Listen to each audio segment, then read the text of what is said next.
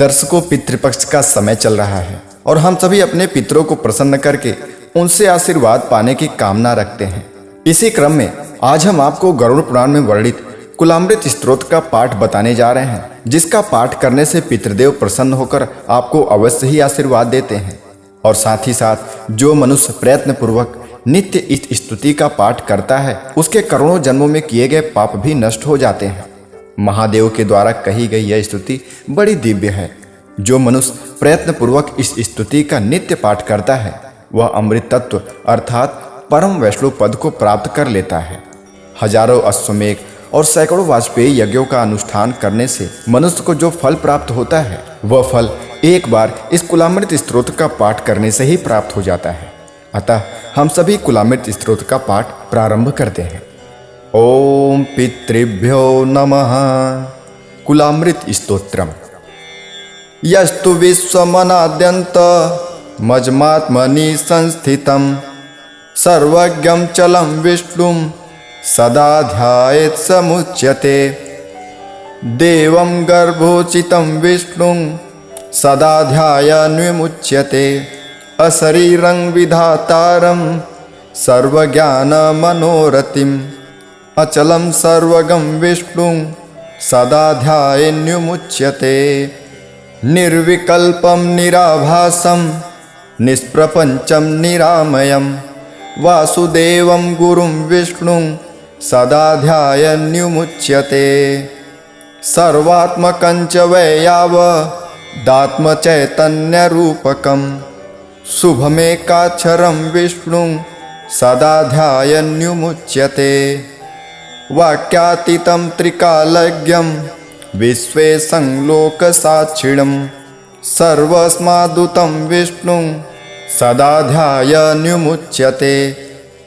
ब्रह्मादिदेवगन्धर्वे मुर्मुनिभिः सिद्धचारणे योगिभिः सेवितं विष्णुं सदा ध्यायन् विमुच्यते।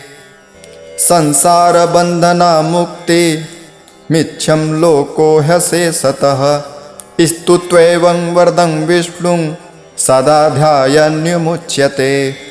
संसारबन्धनाक्तोऽपि मुक्तिमिच्छन् समाहितः अनन्तम् अव्ययं देवं विष्णुं विश्वप्रतिष्ठितं विश्वेश्वरमजं विष्णुं सदा ध्यायन् विमुच्यते।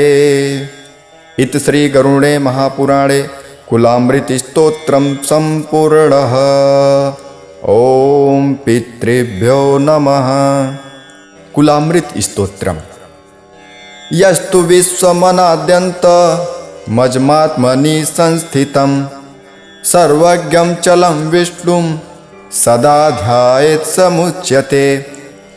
देवं गर्भोचितं विष्णुं सदा ध्यायन् विमुच्यते। अशरीरं विधातारं सर्वज्ञानमनोरथिम् अचलं सर्वगं विष्णुं सदा ध्यायेन् विमुच्यते। निर्विकल्पं निराभासं निष्प्रपञ्चं निरामयं वासुदेवं गुरुं विष्णुं सदा ध्यायन् विमुच्यते। सर्वात्मकं च वैयावदात्मचैतन्यरूपकं शुभमेकाक्षरं विष्णुं सदा ध्यायन् विमुच्यते। वाक्यातीतं त्रिकालज्ञं विश्वेशं लोकसाक्षिणं सर्वस्मादुतं विष्णुं सदा ध्यायन् विमुच्यते। ब्रह्मादिदेवगन्धर्वे मुर्मुनिभिः सिद्धचारणे योगिभिः सेवितं विष्णुं सदा ध्यायन् विमुच्यते। संसारबन्धनामुक्ति मिच्छं लोको ह्यशेषतः स्तुत्वैवं वरदं विष्णुं सदा ध्यायन् विमुच्यते। संसारबन्धनाक्तोऽपि मुक्तिमिच्छन् समाहितः अनन्तम् अव्ययं देवं विष्णुं विश्वप्रतिष्ठितं विश्वेश्वरमजं विष्णुं सदा ध्यायन् विमुच्यते। इति श्री गरुणे महापुराणे कुलामृत स्तोत्रम संपूर्णः। ओम पितृभ्यो नमः। कुलामृत स्तोत्रम्। यस्तु विश्वमनाद्यन्त मज्मात्मनि संस्थितं सर्वज्ञं चलं विष्णुं सदा ध्यायेत् समुच्यते। देवं गर्भोचितं विष्णुं सदा ध्यायन् विमुच्यते। अशरीरं विधातारं सर्वज्ञानमनोरथिम् अचलं सर्वगं विष्णुं सदा ध्यायेन्मुच्यते। निर्विकल्पं निराभासं निष्प्रपञ्चं निरामयं वासुदेवं गुरुं विष्णुं सदा ध्यायेन्मुच्यते। सर्वात्मकं च वैयावदात्मचैतन्यरूपकं शुभमेकाक्षरं विष्णुं सदा ध्यायेन्मुच्यते। वाक्यातीतं त्रिकालज्ञं विश्वेशं लोकसाक्षिणं सर्वस्मादुतं विष्णुं सदा ध्यायेन्मुच्यते। ब्रह्मादिदेवगन्धर्वे मुर्मुनिभिः सिद्धचारणे योगिभिः सेवितं विष्णुं सदा ध्यायेन्मुच्यते। संसारबन्धनमुक्ति मिच्छं लोको ह्यशेषतः स्तुत्वैवं वरदं विष्णुं सदा ध्यायेन्मुच्यते। संसारबन्धनाक्तोऽपि मुक्तिमिच्छन् समाहितः अनन्तम् अव्ययं देवं विष्णुं विश्वप्रतिष्ठितं विश्वेश्वरमजं विष्णुं सदा ध्यायेन्मुच्यते। इति श्री गरुणे महापुराणे कुलामृत स्तोत्रं सम्पूर्णः। ओम पितृभ्यो नमः। कुलामृत स्तोत्रम्। यस्तु विश्वमनाद्यन्त मज्मात्मनि संस्थितं सर्वज्ञं चलं विष्णुं सदा ध्यायेत् समुच्यते। देवं गर्भोचितं विष्णुं सदा ध्यायेन्मुच्यते। अशरीरं विधातारं सर्वज्ञानमनोरथिम् अचलं सर्वगं विष्णुं सदा ध्यायेन्मुच्यते। निर्विकल्पं निराभासं निष्प्रपञ्चं निरामयं वासुदेवं गुरुं विष्णुं सदा ध्यायेन्मुच्यते। सर्वात्मकं च वैयावदात्मचैतन्यरूपकं शुभमेकाक्षरं विष्णुं सदा ध्यायेन्मुच्यते। वाक्यातीतं त्रिकालज्ञं विश्वेशं लोकसाक्षिणं सर्वस्मादुतं विष्णुं सदा ध्यायेन्मुच्यते। ब्रह्मादिदेवगन्धर्वे मुर्मुनिभिः सिद्धचारणे योगिभिः सेवितं विष्णुं सदा ध्यायेन्मुच्यते। संसारबन्धनमुक्ति मिच्छं लोको ह्यशेषतः स्तुत्वैवं वरदं विष्णुं सदा ध्यायेन्मुच्यते। संसारबन्धनाक्तोऽपि मुक्तिमिच्छन् समाहितः अनन्तम् अव्ययं देवं विष्णुं विश्वप्रतिष्ठितं विश्वेश्वरमजं विष्णुं सदा ध्यायेन्मुच्यते। इति श्री गरुणे महापुराणे कुलामृत स्तोत्रं सम्पूर्णः। ओम पितृभ्यो नमः। कुलामृत स्तोत्रम्।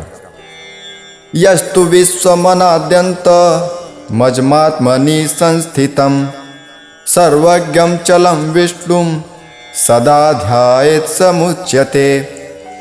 देवं गर्भोचितं विष्णुं सदा ध्यायेन्मुच्यते। अशरीरं विधातारं सर्वज्ञानमनोरथिम् अचलं सर्वगं विष्णुं सदा ध्यायेन्मुच्यते। निर्विकल्पं निराभासं निष्प्रपञ्चं निरामयं वासुदेवं गुरुं विष्णुं सदा ध्यायेन्मुच्यते। सर्वात्मकं च वैयावदात्मचैतन्यरूपकं शुभमेकाक्षरं विष्णुं सदा ध्यायन्युमुच्यते। वाक्यातीतं त्रिकालज्ञं विश्वेशं लोकसाक्षिणं सर्वस्मादुतं विष्णुं सदा ध्यायन्युमुच्यते। ब्रह्मादिदेव गन्धर्वे मुर्मुनिभिः सिद्धचारणे योगिभिः सेवितं विष्णुं सदा ध्यायन्युमुच्यते। संसारबन्धनामुक्ति मिच्छं लोको ह्यशेषतः स्तुत्वैवं वरदं विष्णुं सदा ध्यायन्युमुच्यते। संसारबन्धनाक्तोऽपि मुक्तिमिच्छन् समाहितः अनन्तम् अव्ययं देवं विष्णुं विश्वप्रतिष्ठितं विश्वेश्वरमजं विष्णुं सदा ध्यायन्युमुच्यते। इति श्री गरुणे महापुराणे कुलामृतस्तोत्रं सम्पूर्णः। ओम पितृभ्यो नमः। कुलामृत स्तोत्रम्। यस्तु विश्वमनाद्यन्त मज्मात्मनि संस्थितं सर्वज्ञं चलं विष्णुं सदा ध्यायेत् समुच्यते। देवं गर्भोचितं विष्णुं सदा ध्यायन्विमुच्यते।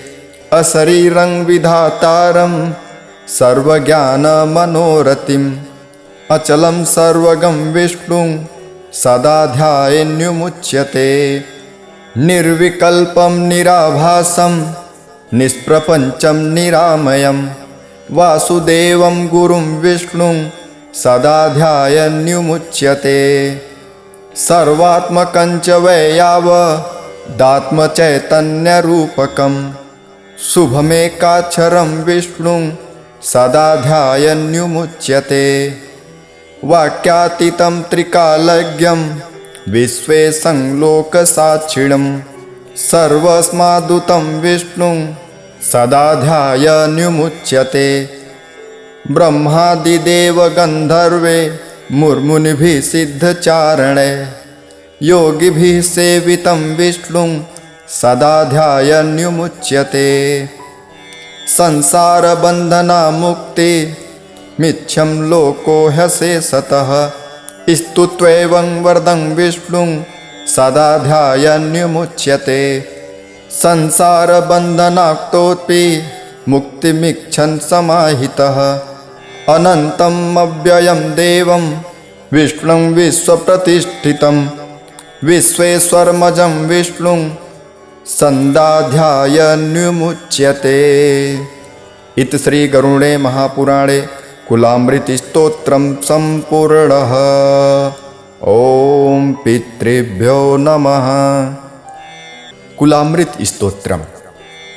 यस्तु विश्वमनाद्यन्त मज्मात्मनि संस्थितं सर्वज्ञं चलं विष्णुं सदा ध्यायेत् समुच्यते। देवं गर्भोचितं विष्णुं सदा ध्यायन्विमुच्यते। अशरीरं विधातारं सर्वज्ञानमनोरथिम् अचलं सर्वगं विष्णुं सदा ध्यायेन्युमुच्यते। निर्विकल्पं निराभासं निष्प्रपञ्चं निरामयं वासुदेवं गुरुं विष्णुं सदा ध्यायन्युमुच्यते। सर्वात्मकं च वैयावदात्मचैतन्यरूपकं शुभमेकाक्षरं विष्णुं सदा ध्यायन्युमुच्यते। वाक्यातीतं त्रिकालज्ञं विश्वेशं लोकसाक्षिणं सर्वस्मादुतं विष्णुं सदा ध्यायन्युमुच्यते। ब्रह्मादिदेव गन्धर्वे मुर्मुनिभिः सिद्धचारणे योगिभिः सेवितं विष्णुं सदा ध्यायन्युमुच्यते। संसारबन्धनामुक्ति मिच्छं लोको ह्यशेषतः स्तुत्वैवं वरदं विष्णुं सदा ध्यायन्युमुच्यते। संसारबन्धनाक्तोऽपि मुक्तिमिच्छन् समाहितः अनन्तम् अव्ययं देवं विष्णुं विश्वप्रतिष्ठितं विश्वेश्वरमजं विष्णुं संदाध्यायन्विमुच्यते। इति श्री गरुणे महापुराणे कुलामृत स्तोत्रम संपूर्णः। ओम पितृभ्यो नमः। कुलामृत स्तोत्रम। यस्तु विश्वमनाद्यन्त मज्मात्मनि संस्थितं सर्वज्ञं चलं विष्णुं सदा ध्यायेत् समुच्यते। देवं गर्भोचितं विष्णुं सदा ध्यायन्विमुच्यते। अशरीरं विधातारं सर्वज्ञानमनोरथिम् अचलं सर्वगं विष्णुं सदा ध्यायेन्विमुच्यते। निर्विकल्पं निराभासं निष्प्रपञ्चं निरामयं वासुदेवं गुरुं विष्णुं सदा ध्यायन्विमुच्यते। सर्वात्मकं च वैयावदात्मचैतन्यरूपकं शुभमेकाक्षरं विष्णुं सदा ध्यायन्विमुच्यते। वाक्यातीतं त्रिकालज्ञं विश्वेशं लोकसाक्षिणं सर्वस्मादुतं विष्णुं सदा ध्यायन्विमुच्यते। ब्रह्मादिदेवगन्धर्वे मुर्मुनिभिः सिद्धचारणे योगिभिः सेवितं विष्णुं सदा ध्यायन्विमुच्यते। संसारबन्धनामुक्ति मिच्छं लोको ह्यशेषतः स्तुत्वैवं वरदं विष्णुं सदा ध्यायन्विमुच्यते। संसारबन्धनाक्तोऽपि मुक्तिमिच्छन् समाहितः अनन्तम् अव्ययं देवं विष्णुं विश्वप्रतिष्ठितं विश्वेश्वरमजं विष्णुं संदाध्यायन्विमुच्यते। इति श्री गरुणे महापुराणे कुलामृत स्तोत्रम संपूर्णः। ओम पितृभ्यो नमः। कुलामृत स्तोत्रम। यस्तु विश्वमनाद्यन्त मज्मात्मनि संस्थितं सर्वज्ञं चलं विष्णुं सदा ध्यायेत् समुच्यते। देवं गर्भोचितं विष्णुं सदा ध्यायन्विमुच्यते। अशरीरं विधातारं सर्वज्ञानमनोरथिम् अचलं सर्वगं विष्णुं सदा ध्यायेन्विमुच्यते। निर्विकल्पं निराभासं निष्प्रपञ्चं निरामयं वासुदेवं गुरुं विष्णुं सदा ध्यायन्विमुच्यते। सर्वात्मकं च वैयावदात्मचैतन्यरूपकं शुभमेकाक्षरं विष्णुं सदा ध्यायन्विमुच्यते। वाक्यातीतं त्रिकालज्ञं विश्वेशं लोकसाक्षिणं सर्वस्मादुतं विष्णुं सदा ध्यायन्विमुच्यते। ब्रह्मादिदेवगन्धर्वे मुर्मुनिभिः सिद्धचारणे योगिभिः सेवितं विष्णुं सदा ध्यायन्विमुच्यते। संसारबन्धनामुक्ति मिच्छं लोको ह्यशेषतः स्तुत्वैवं वरदं विष्णुं सदा ध्यायन्विमुच्यते। संसारबन्धनाक्तोऽपि मुक्तिमिच्छन् समाहितः अनन्तम् अव्ययं देवं विष्णुं विश्वप्रतिष्ठितं विश्वेश्वरमजं विष्णुं संदाध्यायन्विमुच्यते। इति श्री गरुणे महापुराणे कुलामृत स्तोत्रम संपूर्णः। ओम पितृभ्यो नमः। कुलामृत स्तोत्रम। यस्तु विश्वमनाद्यन्त मज्मात्मनि संस्थितं सर्वज्ञं चलं विष्णुं सदा ध्यायेत् समुच्यते। देवं गर्भोचितं विष्णुं सदा ध्यायन्विमुच्यते। अशरीरं विधातारं सर्वज्ञानमनोरथिम् अचलं सर्वगं विष्णुं सदा ध्यायेन्विमुच्यते।